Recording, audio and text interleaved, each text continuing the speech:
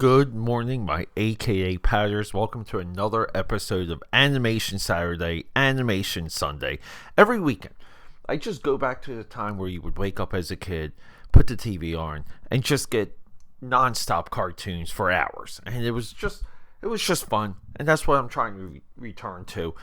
Now, we go through animation with a little bit of a adult critical eye. We go into the history, we go into the techniques, the individuals involved, and in this case, the cultural impact, because Transformers is one of the biggest imaginative properties of all time.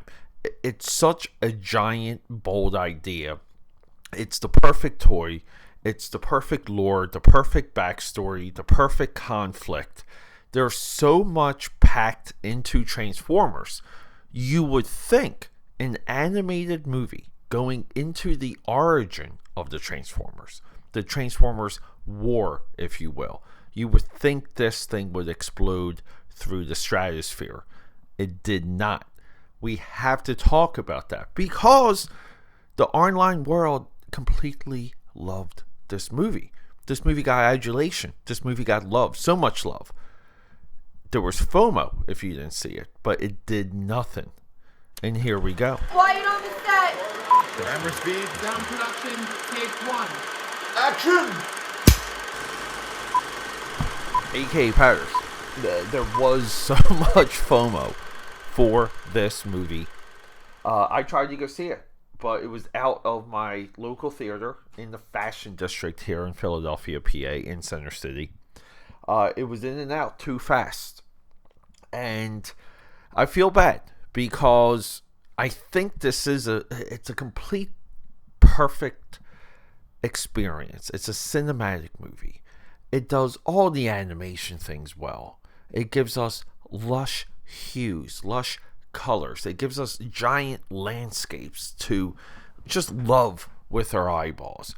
Brian Taylor, one amazing score. We get textures, the metallic textures in this movie. It's just jaw-dropping. You see these Transformers come to life in a way you would never have imagined. I don't even care if you follow the industry. You know what some of the techniques are. You know what texture mapping is, so on and so forth. It's amazing. If you were to sit me down and say we're going to tell you how the Autobots and the Decepticons how they started their fight, and we're going to tell you about the origin of Megatron and Optimus Prime, and we're going to connect it all to their friendship in an early pre-war Cybertron. This thing just writes itself. It's going to be a giant movie. The lore of all of this, like I said, it just writes itself. And this movie begins with Primus. Primus is the Transformer god that is Cybertron. His counterpart is Unicron. Unicron, famous for the 1986 animated movie, and in many cases, still the greatest Transformer animated movie. I put it number 6 because I put the live actions 1 through 5, or maybe 3, 2, 1, 4, 5. I love the live action movies.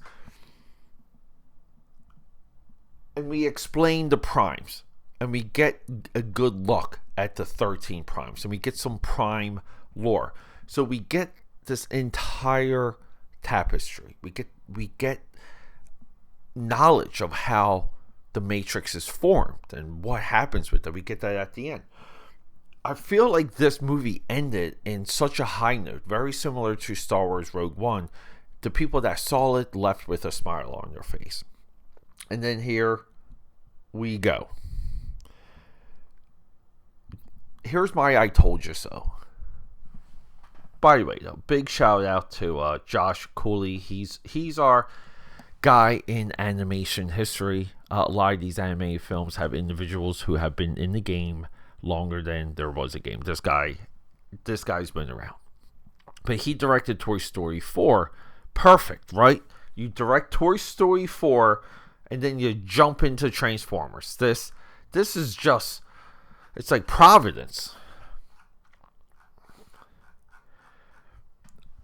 I told you so. We're back on that. The I told you so is the Michael Bay Transformers, and this is something I've repeated a lot. The Michael Bay Transformer movies explained the lore and laid it out in a very interesting, easy to follow way. If we get into it, compared to the comic books, the UK edition of the comics, Simon Furman, by the way, guys. And then we get into the original animated series. It's very goofy. It's just goofy. They decided to take all the Michael Bay isms, a lot of the imagery. The Michael Bay Cybertron is this Cybertron. I understand there's a surface world on this one that we don't quite see in the Michael Bay Transformers, but we do see grass, right? We see that in Dark of the Moon.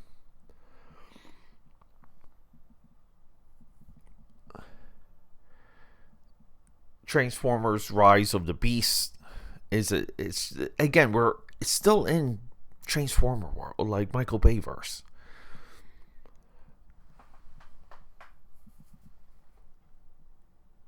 And we have to acknowledge it. I think that's the big thing that so many critics missed. Just for example, I want to spoil the very final end credit, the post-credit sequence.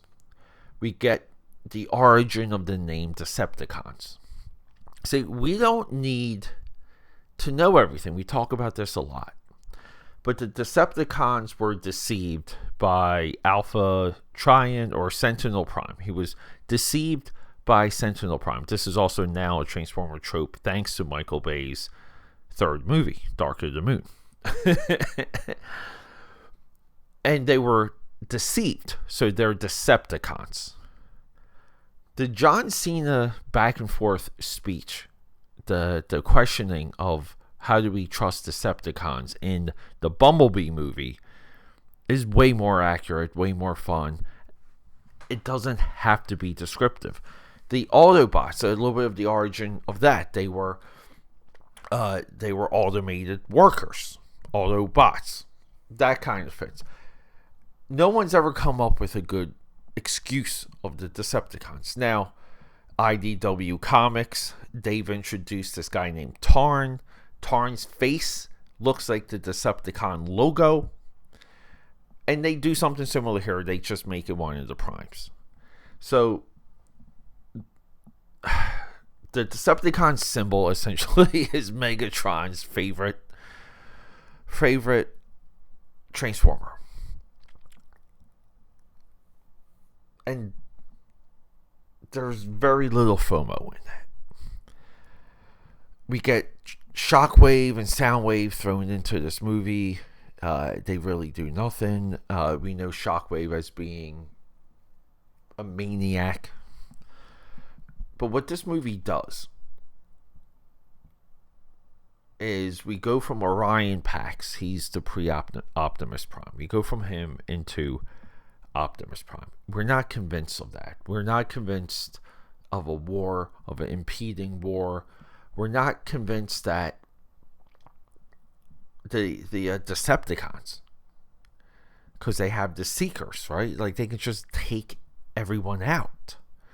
So this whole idea that there's a war coming and this and that, we don't really quite get that at the end.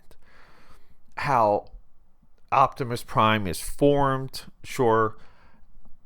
Orion Pax, and this is intricate to the lore of the anime series, and we're going to do a follow-up episode where I want to talk to you about the original, like, foundation episode of the Transformers lore. I believe it was called War Games. It's season 2 of Transformers. It's actually 5th or 6th to the very end of the Transformer before we get to the movies, because seasons 1 and 2 lead into that 1986 movie. So the origin of Orion Pax in this, like, it's there. Like, there's real moments. There's real friendship. use the Michael Bay Bumblebee in being somewhat of a savage psychopath killer on the battlefield with blades. He kind of is a little bit like Goldbug. Goldbug was a somewhat of a Bumblebee variant or update in the G1. Feel free to correct me. And then there's Primus. So the whole explanation of Primus being a Transformer god, the Quintessons being the creators of the Transformers and essentially enslaving them, and then what the Primes are, the 13 Primes created by Primus, and then how Unicron factors into all of it. You would think Unicron would have his evil Primes. Maybe they'll do that. But the connections of it all for this, they're trying to, I call it completing the circle. They're trying to make everything close, everything relatable. I get it.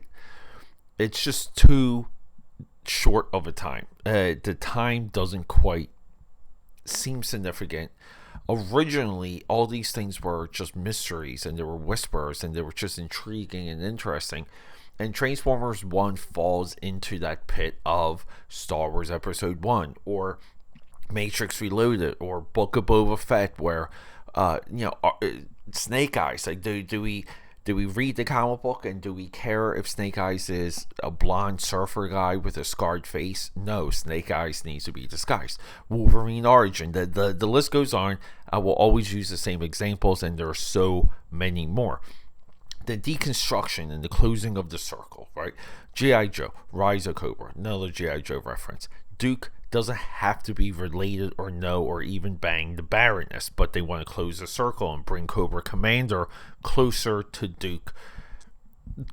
Some of the ideas are very similar here. Now, some of it is just screenwriting and audience psychology, just so the audience, again, can identify things and follow and have tropes.